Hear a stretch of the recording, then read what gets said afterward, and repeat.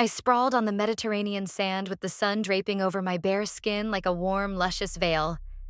My tiny hot shorts and red bikini top left little to the imagination, soaking up rays in a sensual embrace. I stretched, letting the sun adore every curve of my body. I was supposed to be on vacation, to forget the world. But a girl like me can never fully escape intrigue. The day was so deceptively idyllic, it almost made me let my guard down. Almost. Evening came creeping in with long, sultry shadows. The sky melted into hues of gold and bruised purple as dusk draped over the quiet coastline.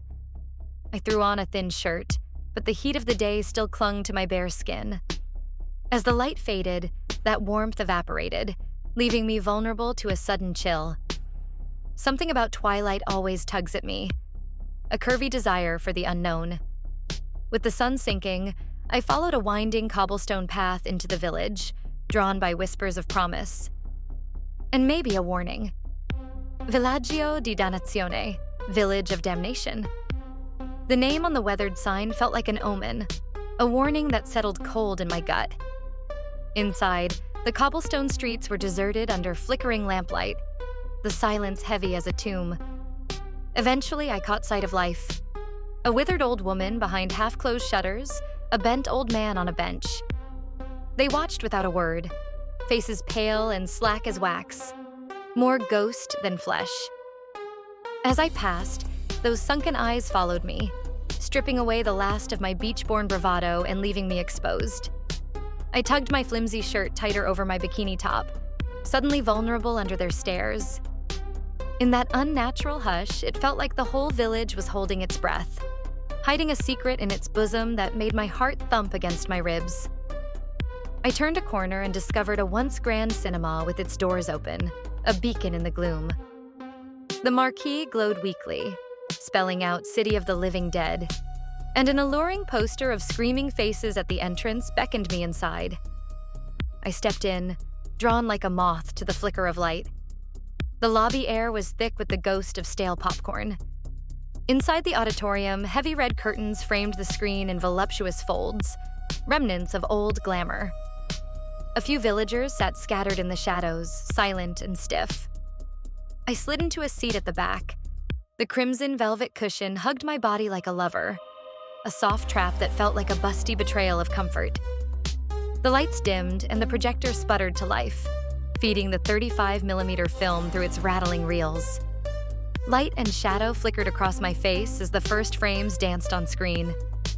I exhaled slowly, heart now tripping fast. The night was about to expose its darkest secret. A few minutes into the opening scene, a prickling dread crawled up my spine.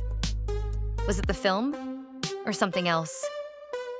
I felt a cold breath against the nape of my neck.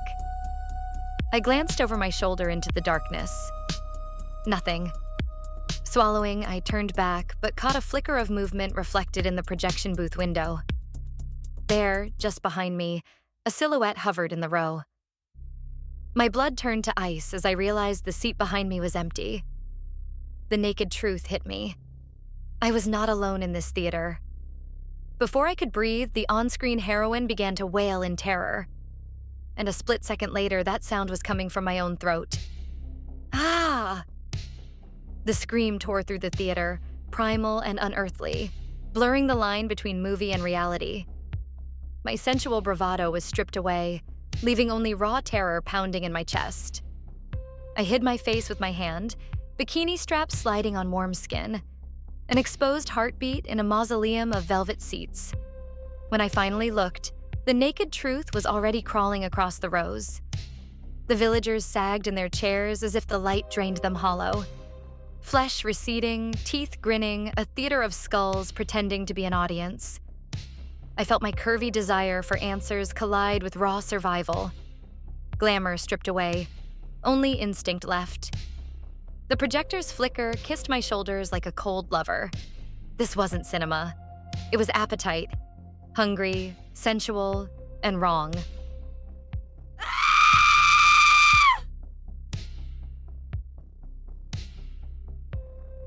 The floor groaned, then split. Hairline cracks webbed under my feet, and the boards broke open to reveal stone and soil, an ossuary waking up.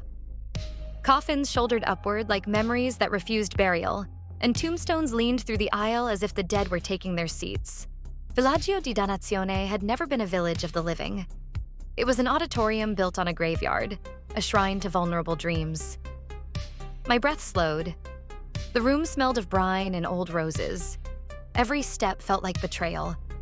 My own busty betrayal to the part of me that still believed stories end when the credits roll.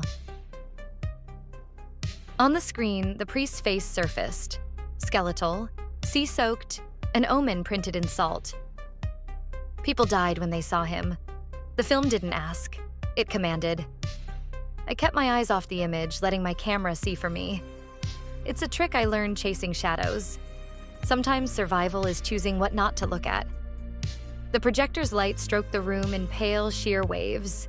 With each flicker, another body collapsed into dust. Desire to know, to touch the answer, to taste the naked edge of truth. That's how these places seduce you. I tightened my jaw and looked away. A blood-red glow seeped from upstairs. I climbed toward it, every step a confession. The booth pulsed like a heart behind glass. Reels turning, metal purring, celluloid whispering. He stood there, the projectionist, eyes fever bright, murmuring in Italian about sin and cinema, about being left to rot for half a century in a white room with no ending. The village mocked the boy he was, and the boy never stopped screaming. He spoke of film as flesh, of light as a blade, of the priest as a door that never closes. I understood then. This was revenge curated like a festival, programmed to the last breath. The machine was changing, Cronenberg written in gears and veins. The reel slithered around him, a glossy serpent of frames and tiny teeth. Sprockets bit. Emulsion tightened. He smiled like a martyr of show business as the film coiled, swallowing his words, then his breath. Light flared. White, raw, unforgiving. And the booth became a mouth that ate its maker. I hit the power, ripped the feed, let the serpent devour itself. Downstairs, the skeletons lost their will, collapsing into ash. I stepped into the salt blue dawn, still in my bikini, still exposed, and told my lens the only truth that matters. Some reels don't end. They hunger. And if you press play, they'll feast.